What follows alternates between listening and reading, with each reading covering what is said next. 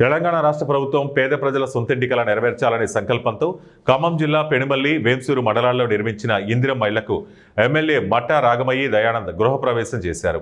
దుద్దుపూడి గ్రామంలో ఆయన ఇందిరమ్మ ఇళ్లను నిర్మించుకున్న నాగరాజు మల్లేశ్వరి దంపతులకు కొత్త వస్త్రాలు పెట్టి వారి గృహప్రవేశ కార్యక్రమంలో పాల్గొన్నారు. ఈ సందర్భంగా ఎమ్మెల్యే మాట్లాడుతూ పేదోడి సొంతింటి కళ సాకారం అయిందంటే అది కాంగ్రెస్ పార్టీ చలవేనని ఆయన తెలియజేశారు. అనంతరం ఎమ్మెల్యే ముత్తుగూడెం గ్రామంలో ఐకేపీ ఆధ్వర్యంలో ఏర్పాటు చేసిన ధాన్యం కొనుగోలు కేంద్రాన్ని ప్రారంభించారు. ఈ సందర్భంగా 19 మంది లబ్ధిదారులకు 19 లక్షల రూపాయల కళ్యాణి లక్ష్మి షాదీ ముబారక్ చెక్కులను అందజేశారు. పేద ప్రజల సంక్షేమానికి పాటుపడుతున్న కాంగ్రెస్ ప్రభుత్వానికి రానున్న స్థానిక సంస్థల ఎన్నికల్లో భారీ మెజార్టీతో గెలిపించాలని ఆయన ప్రజలకు పిలుపునిచ్చారు. పట్నం సింగయ్య లింగగూడ. మన కాంగ్రెస్ ప్రభుత్వం అంటేనే మనందరికీ తెలుసు, నిజమైన పేదల ప్రభుత్వం, ప్రజా ప్రభుత్వం. మన కొత్తపల్లి నియోజకవర్గానికి